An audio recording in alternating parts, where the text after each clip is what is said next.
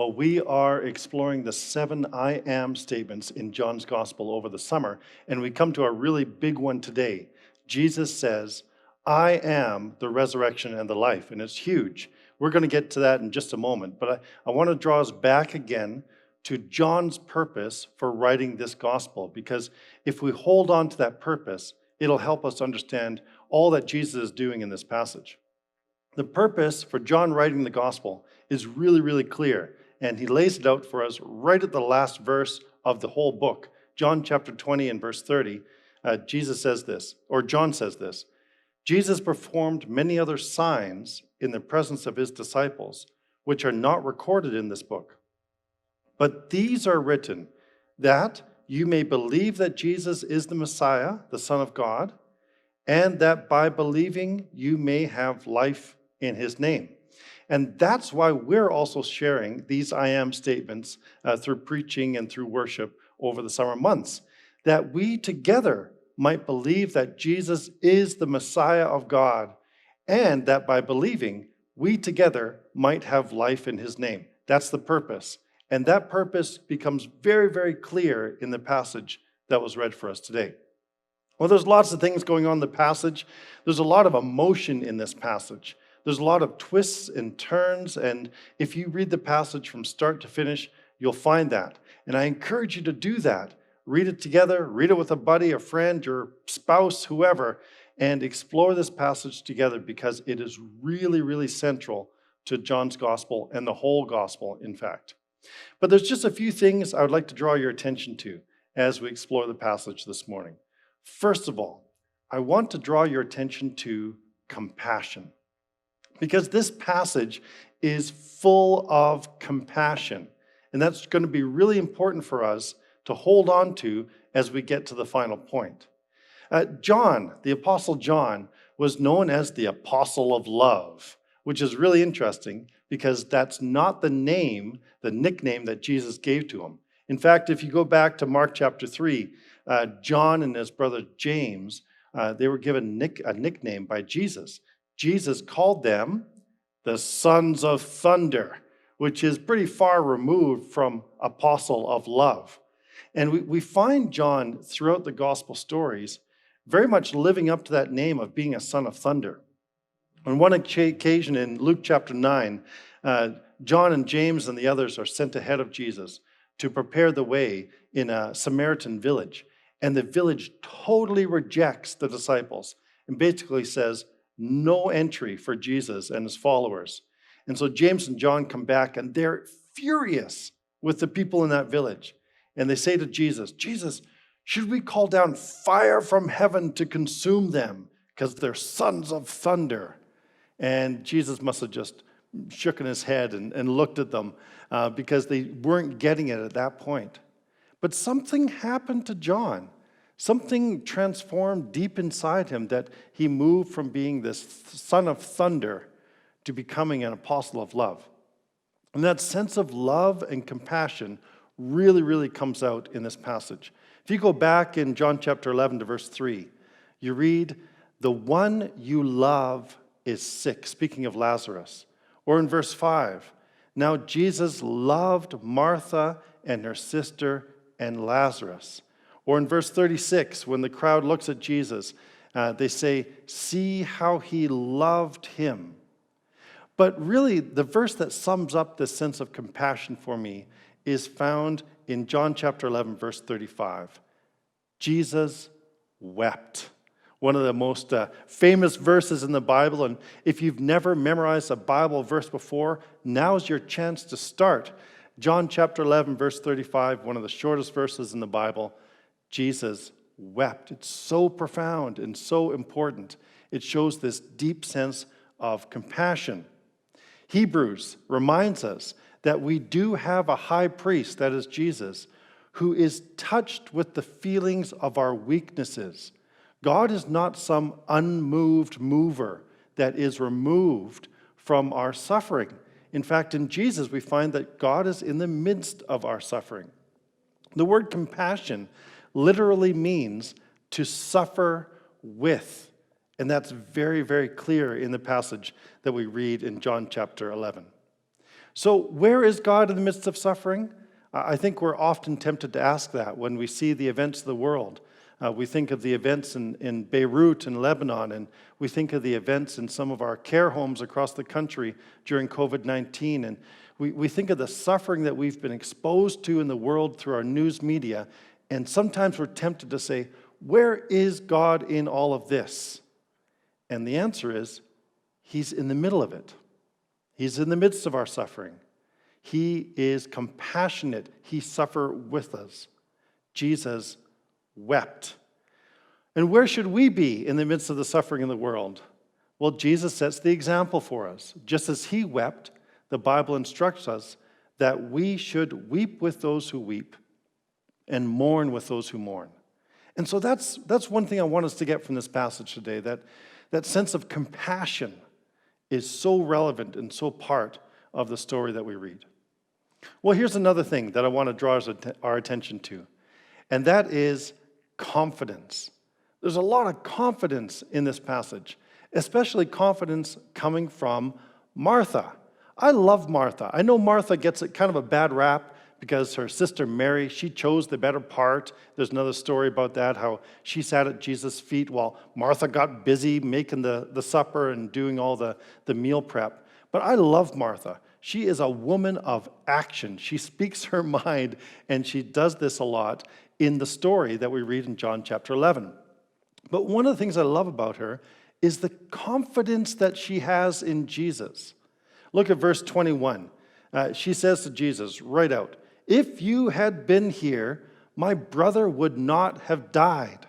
She has that level of confidence in Jesus, His ability and His presence, even looking into the past, saying, if you had been here, you could have saved him. In verse 22, she goes on to explore this confidence when she says, "But I know that even now, God will give you whatever you ask." So not only confidence in the past, but confidence right in the present time. Jesus, whatever you say, God will grant you. I have that much confidence in you. And then it goes on into verse 24 when Jesus says, "Your brother will rise again." And Martha comes back by saying, "I know he will rise again in the resurrection at the last day." She has confidence in the future. She's so confident in who Jesus is and what he is able to do. But here's the ultimate confidence that Martha has in Jesus. It's found in verse 27. She says, "Yes, Lord, I believe that you are the Messiah, the Son of God, who is to come into the world." Remember, John's great goal is that we might believe that Jesus is the Messiah of God. Martha captures that goal because she has the confidence, even in her pain, even in her confusion. Martha had complete confidence in Jesus. She believed that he was the Messiah. Not just confidence in what he can do for them, but confidence that he holds the future in his hands, and confidence that he is who he said he is. That's faith. Faith isn't simply glossing over trouble or putting on a happy face. Faith is having this confidence, the confidence that what we hope for will actually happen. It gives us assurance about things that we cannot even see or imagine. That's what we find in Hebrews chapter 11 and verse 1. Martha has that kind of confidence. She has that kind of faith. Even in the midst of her sorrow, even in the midst of her grief and her confusion, she is still confident in Jesus. That's faith. That's the kind of faith that we are called to. So this is what I love about the passage. It doesn't gloss over grief.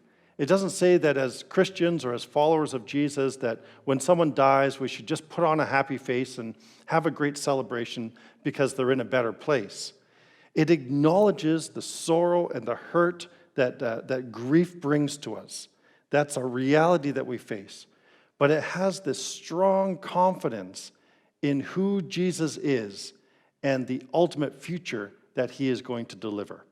And so that's what we find here too. Not only compassion, but a great deal of confidence. But here's what I ultimately want to draw your attention to today in the passage, and that is confusion.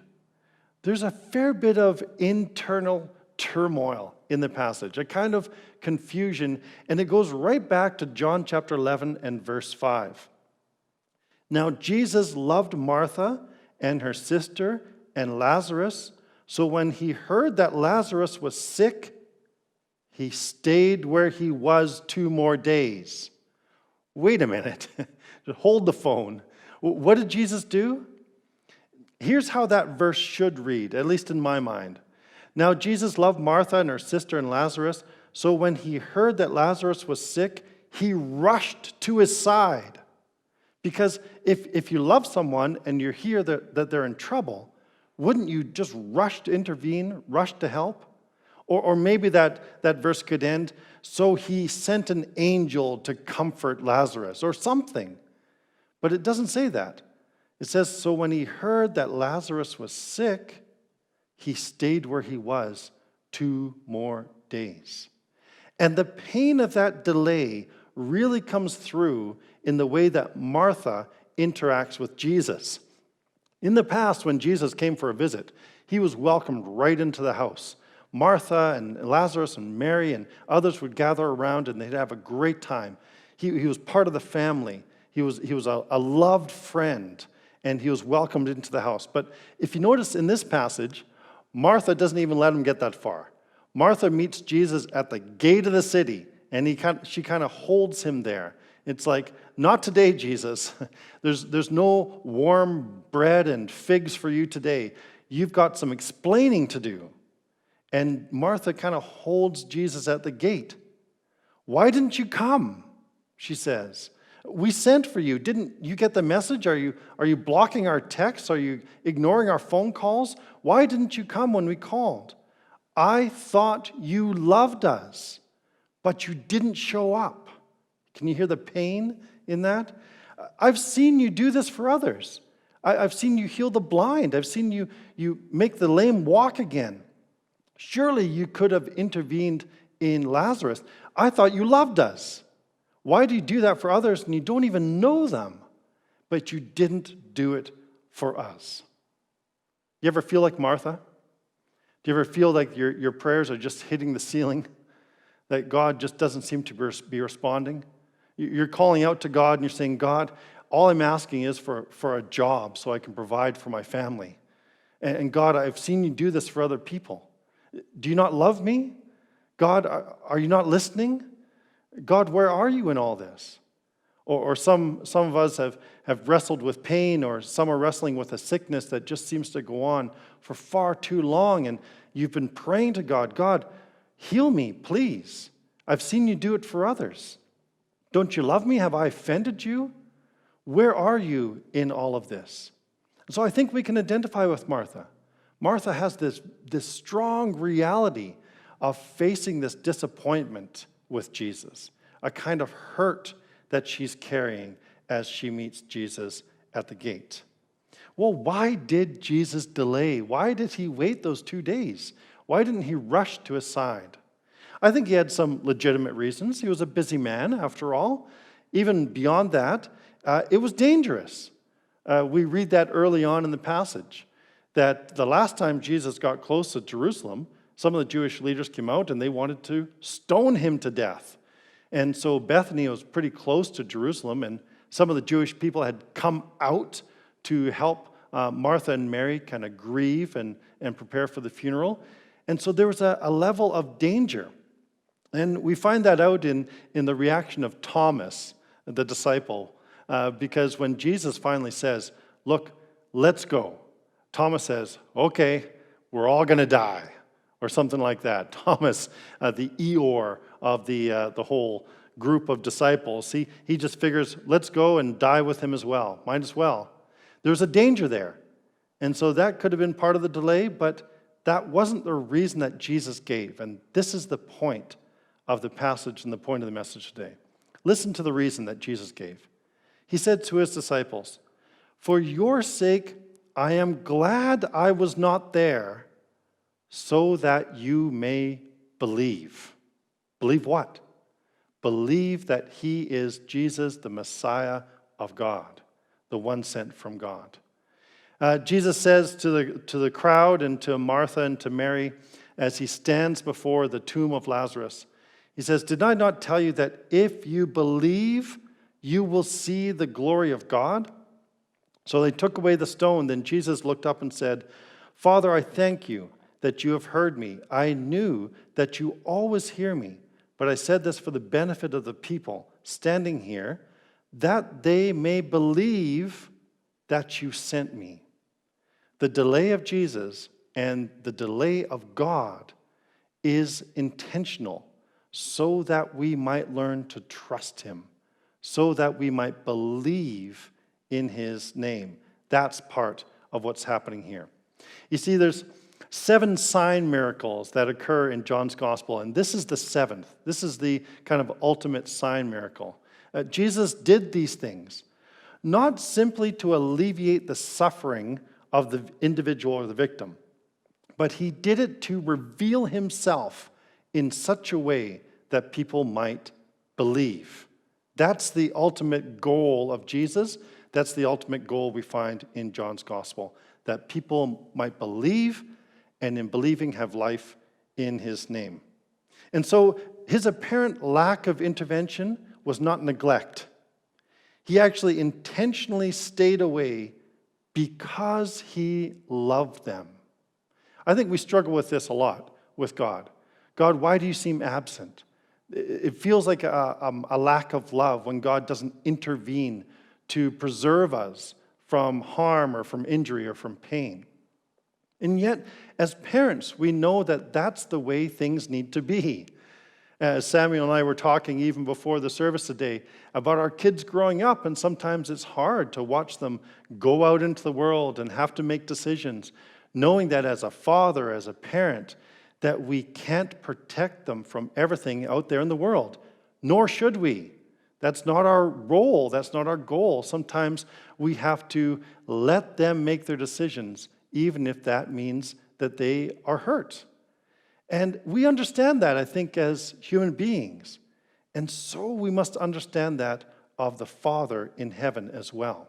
This sense of his apparent lack of presence or lack of intervention is also important for us in strengthening our faith. And that's what we find here in the passage. You see, the thing is, God doesn't conform to our expectations. God doesn't come running simply because we ring a bell or say a prayer. He's not some genie in a bottle that you can rub and have 3 wishes that he must grant to you. That's not the way that God operates. But he is very present in our troubles, in our pain, in our grief, and he will reveal himself so that we can have confidence in him and we can have hope for the future. There's a famous preacher, Dwight L. Moody, back in the Victorian era, and he said this in his autobiography. He said, "Someday you will read in the papers that D.L. Moody of East Northfield is dead. Don't you believe a word of it. At that moment, I shall be more alive than I am now." I think Billy Graham even quoted that in his journal. That idea of this confidence that though we die, even though we die, yet shall we live because we have confidence in Jesus. So here's the bottom line. It's in the midst of pain, in the midst of sorrow, of grief, of confusion and suffering, Jesus says to us, "I am the resurrection and the life. The one who believes in me will live, even though they die. And whoever lives by believing in me will never die." And the question to you and to me today is this: do you believe this? Amen.